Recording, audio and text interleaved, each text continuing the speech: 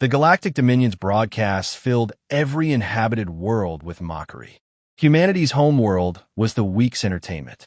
Holoscreens across the stars displayed sweeping images of Earth jungles, dense, chaotic, alive in ways no engineered planet dared to be.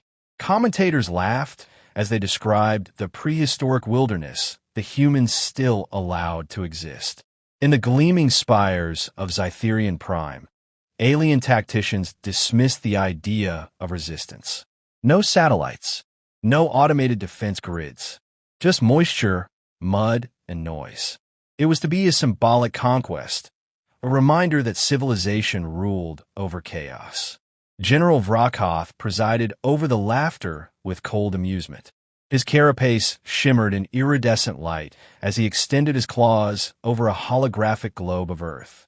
"A planet that refuses to be tamed," he said, his voice resonant through the chamber. "We will teach it discipline." Around him, officers murmured approval. To them, the mission was a matter of pride. The Zytherian Dominion had defeated empires that spanned sectors, dismantled fleets the size of moons. Earth, isolated and scarred from centuries of internal war, was nothing more than a primitive curiosity. The jungles of the Amazon, thick with humidity and bacteria, were chosen as the landing zone, a demonstration of superiority. Within days, the Dominion would declare the wilderness pacified.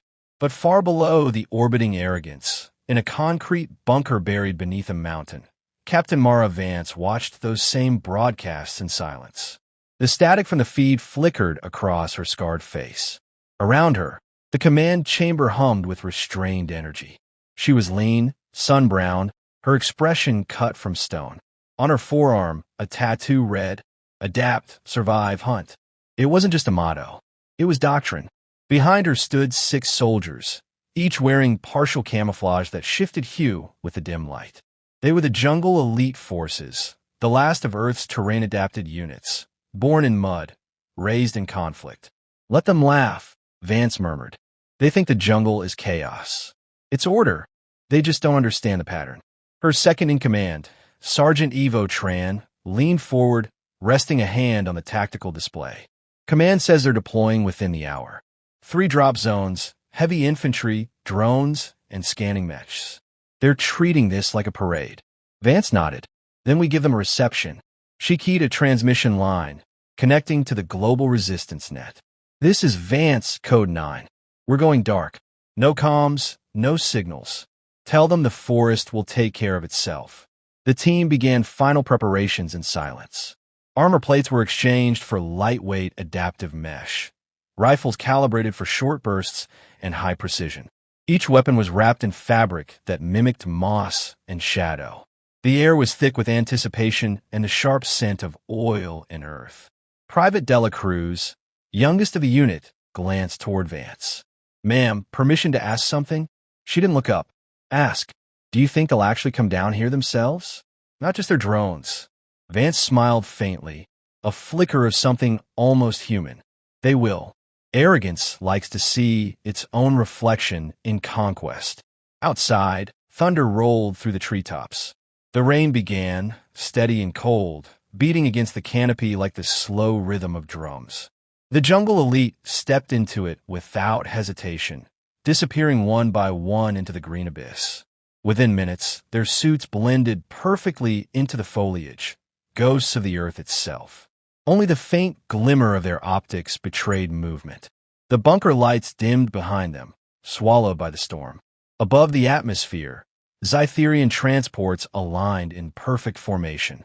From orbit, the jungle looked harmless, an emerald smear of biological noise. General Vrakoth watched as drop pods detached, streaking through clouds with white-hot tails. "Observe and record," he ordered. "We'll make a study of their primitive defense patterns." His aides nodded, the arrogance in their eyes unshaken. None of them understood humidity. None of them understood rot, decay, or how life fought to persist in silence.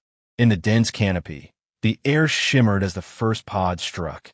Soil and debris erupted skyward, shaking branches and scattering birds into a frenzy. The ground hissed as alien metal met ancient loam. Within seconds, a platoon of Dominion soldiers emerged, tall, armored, glistening with moisture. Their suits whirred in protest at the damp heat. One soldier scraped mud from his visor with irritation. Visibility compromised, he reported.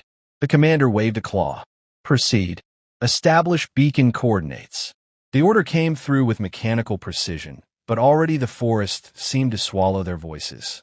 The canopy closed above them like a living thing, muting the hum of machinery. From a perch high in the trees, Vance observed through her rifle scope. Her breathing matched the rain's rhythm. Below, the aliens fanned out, unaware of how loud they were. The crunch of metal, the hiss of hydraulics, the thump of heavy feet. She marked positions silently, transmitting data through touch signals to her squad. They don't listen to their environment, she whispered. Tran's reply came in a low rasp through bone conduction. They don't belong to it. The squad shifted, moving like mist. The first trap was already set, a shallow pit lined with reactive charges, massed beneath wet leaves. A careless step, a flash, a lesson. But Vance didn't give the signal yet. Patience defined survival. Her eyes lingered on the alien commander below, a tall figure scanning the trees with a thermal scope that flickered with interference. The humidity distorted his readings, painting false movement across his visor. The jungle was lying to him, and he didn't even know it. She almost pitted them. Almost. She exhaled slowly, lowering her rifle. The time wasn't right. The jungle needed to teach the first lesson itself, to suffocate them, blind them, remind them that Earth never surrendered its secrets. Hold positions, she whispered. Let them think they're alone. Around her, her soldiers vanished deeper into shadow, hearts steady, weapons silent. The rain thickened, turning from rhythm to roar, a curtain that erased all distance.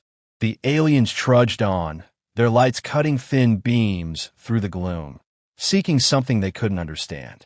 Captain Vance closed her eyes for a brief moment, listening, not to orders, but to the forest breathing around her. Somewhere beyond the thunder, a predator screamed. She smiled faintly. "Welcome to Earth," she murmured. Then she melted into the green darkness, leaving only the whisper of rain and the quiet promise of what was coming next. The first alien screams were muffled by rain. Captain Mara Vance crouched low in the undergrowth, eyes tracking the flickering lights below. The Zytherian soldiers moved in tight formations, their discipline precise but unnatural within the pulsing chaos of the jungle. Every step they took broke twigs, disturbed insects, and carried the echo of confidence. They were invaders who believed the ground beneath them owed submission. Vance waited until she could smell the acrid tang of their armor's coolant before speaking into her subvocal link. Ghost Leaf marked the point. A faint click came through, confirmation. The first line of defense had entered the kill zone. A flash, sharp and white, lit the clearing.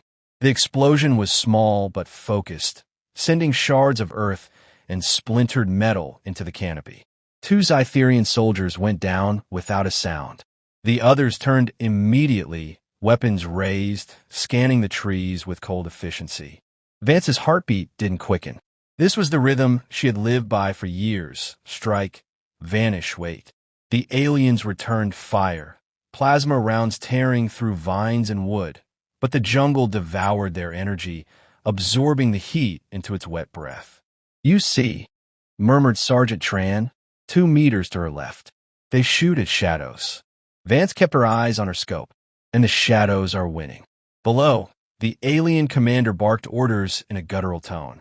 Drones detached from his pack, hovering upward to sweep the canopy with blue light. The beams cut across branches and ferns, revealing only raindrops and insects. One beam lingered on a shape that wasn't their heartbeat later. Reading multiple thermal traces, an alien voice reported. Positions uncertain. Their scanners faltered again. Every living thing in the jungle radiated heat. The machines couldn't separate predator from plant. A soldier panicked, firing wildly into the dark. The plasma bolts hit a tree, and sap hissed as it ignited. Vance sighed. They're already teaching themselves fear. Dela Cruz whispered through the link. Permission to engage, Captain. Negative, Vance replied. Let the forest breathe around them. She adjusted her scope, watching how the aliens reorganized. They were trained to rely on perfect data streams and instant communication. Here, the signals distorted, bouncing off dense humidity and iron-rich soil. Isolation began to take root. The sound of distant thunder disguised the movement of her team as they repositioned. They were becoming part of the jungle, faces painted with mud, movements timed with the sway of branches. The rain made them ghosts. One of the aliens advanced alone, checking readings on a handheld sensor. He paused beneath a massive tree, its roots twisting like serpents. A faint rustle above made him look up. For an instant, he saw a reflection of his own light. Then Ghost Leaf dropped silently from the canopy, blade first. The sound was barely a whisper, a wet exhale swallowed by the storm. The body hit the ground without a cry. Ghost Leaf dragged it into the brush, already invisible. The aliens heard nothing but rain. Vance's voice came through, calm and steady. Mark position. Retrieve ammo if possible. Ghost Leaf replied, Done. They're down to 9. 9 is plenty, Vance said. They'll make the rest harder for themselves. Further west, Sergeant Tran directed another ambush. The team had strung tripwires between roots, not to kill but to confuse. A triggered explosion here, a flare there, small distractions that turned orientation into chaos.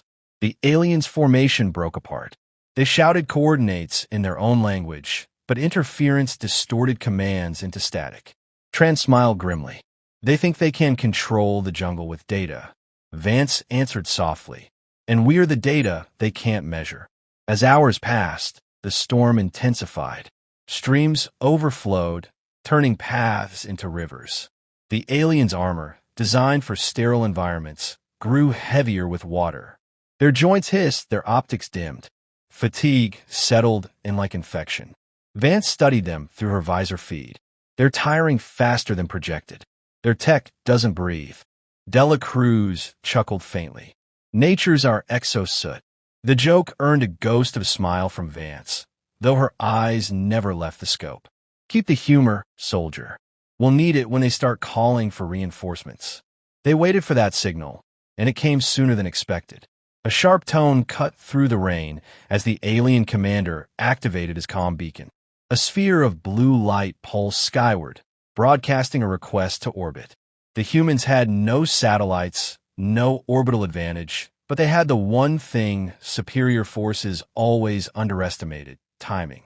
Vance raised her hand, signaling all units to converge. Tran's voice came in steady and low. On your mark, Captain. She exhaled. Mark. The jungle exploded. Charges hidden under layers of soil erupted in controlled succession, throwing debris, roots, and fire through the clearing. The aliens staggered, armor flaring with impact. Vance's rifle barked once, clean, precise. One more down. Her team followed, firing from unseen angles, retreating before return shots could find them. The aliens returned fire wildly, their disciplined formation now shattered. Drones fell from the air, sliced by shrapnel or short-circuited by wet foliage. Within minutes, silence reclaimed the forest, leaving only the crackle of smoldering leaves. Vance crouched beside Tran as they surveyed the aftermath through scopes. 7 left, Tran murmured.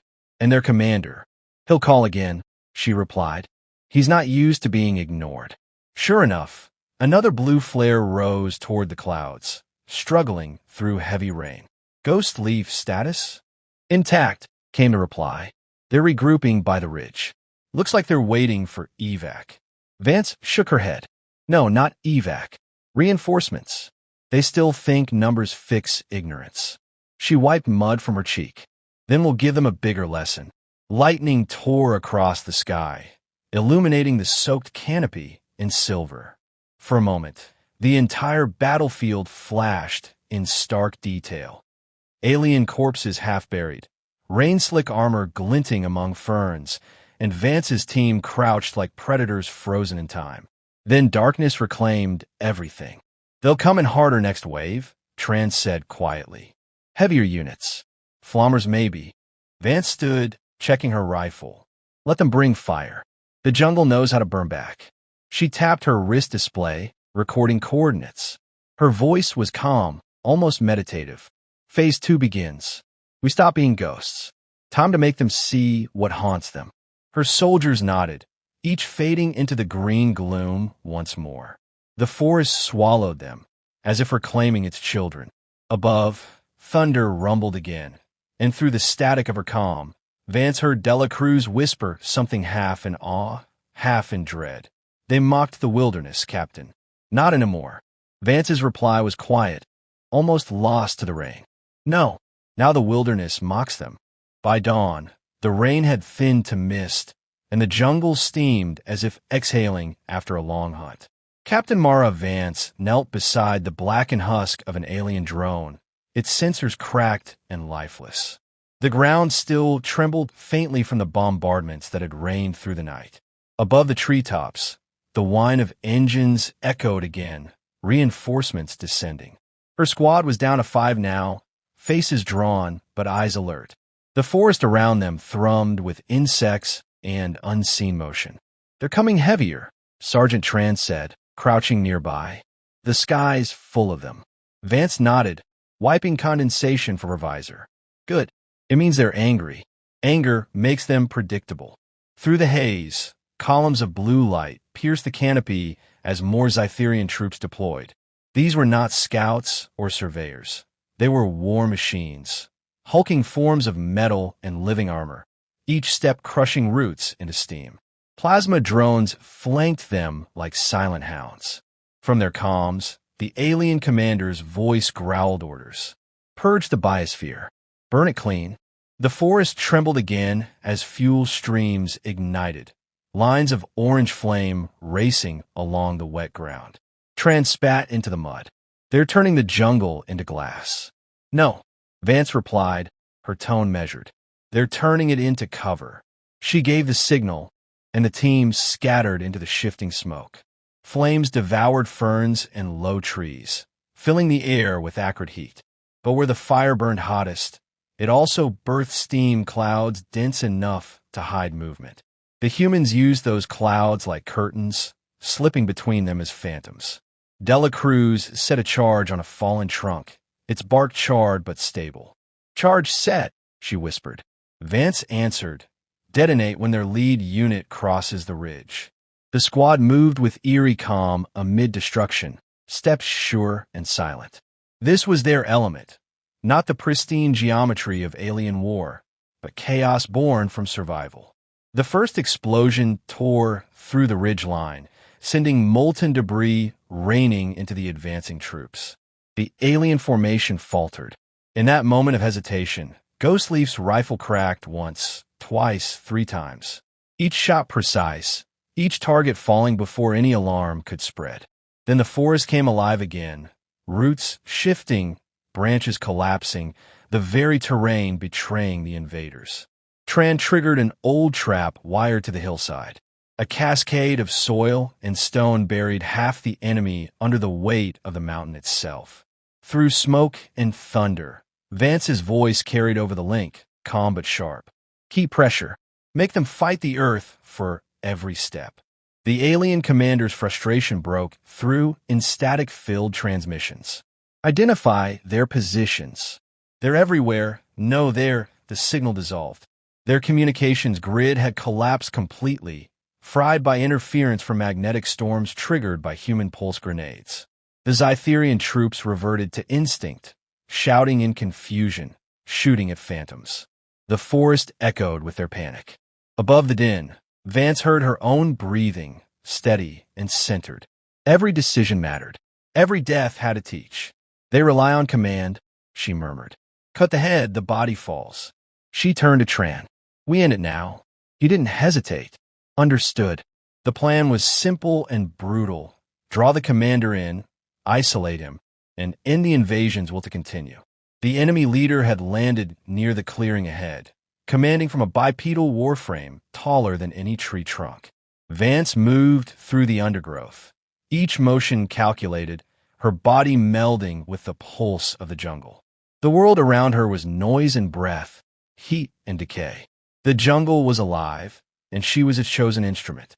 When she reached the clearing, the warframe loomed over the smoldering ruin of its troops. General Vrokotha's armor glowed with power, plasma vents hissing. His mandibles flexed as he scanned the tree line. "Show yourselves, vermin of the dirt." His voice shook the leaves. "You think to resist the Dominion?" Vance raised her rifle slowly, aligning the scope with the glowing core at his chest. "Not resist," she whispered. "Replace." Her first shot cracked through the air, striking the mech's left shoulder. Sparks burst, and the giant staggered. Ghostleaf fired next, the bullet finding another seam. Vrokhoth roared, firing plasma rounds into the trees, scorching everything but his enemies. Vance darted between shadows, every movement precise. Dela Cruz's detonation went off behind the mech, rocking it forward. Tran's rifle fire struck the exposed coolant lines. The warframe faltered, fluid gushing like blue fire. Vance sprinted forward, sliding under the collapsing machine's limb, planting an electromagnetic charge against the core. The alien general turned, eyes blazing. "You're savages," he hissed. "Beasts pretending at war." She looked up at him through the rising smoke. "No," she said softly. "We're the part of Earth you never studied." The charge detonated. Light tore through the clearing, blinding and pure. The mech convulsed, collapsing into molten ruin. The shockwave rippled through the trees, scattering leaves and ash. When the smoke thinned, Vance stood amid the wreckage, chest heaving, the rain returning to cool the earth. The jungle seemed to breathe again, as though relieved. Tran approached, limping slightly. "Command neutralized," he said. She nodded. "Not command. Arrogance." Above them, the sky flickered with retreat signals. The surviving alien troops were pulling back, their ships ascending through clouds of steam. The jungle had claimed victory, not through strength, but through adaptation. Dela Cruz dropped to her knees, exhausted, staring at the empty air where their enemies had vanished. "Think they'll come back?" she asked. Vance stared upward. "Not soon. They'll write this place off as cursed." Ghostleaf emerged from the mist, silent as ever. "Maybe it is." Vance gave a small, grim smile. "It's not cursed. It's awake." For a long moment, none of them spoke. The forest around them was alive again, the hum of insects returning, the smell of wet earth overpowering the stench of plasma and oil. The war had burned scars into the land, but the jungle already began to reclaim them. Life didn't surrender. It endured. Tran looked toward the rising sun. "What now, Captain?" She studied the horizon where smoke met light. "We rebuild. Quietly. We'll need to vanish again before the next empire forgets what happened here." A single drop of rain slid down her cheek, leaving a trail through the grime. "They'll call this a defeat," she murmured. "They'll call us monsters." Tran adjusted his rifle. "They can call us whatever they want." She met his gaze. "They already did, and they lost." As they disappeared back into the green labyrinth, the jungle swallowed every trace of their passing. Above the canopy, distant stars shimmered faintly through thinning clouds, indifferent witnesses to the story unfolding below. Somewhere across the void, the Galactic Dominion rewrote its maps, marking one small planet as forbidden territory. And beneath that vast silence, the predators of Earth walked unseen, waiting for whoever would dare to laugh again.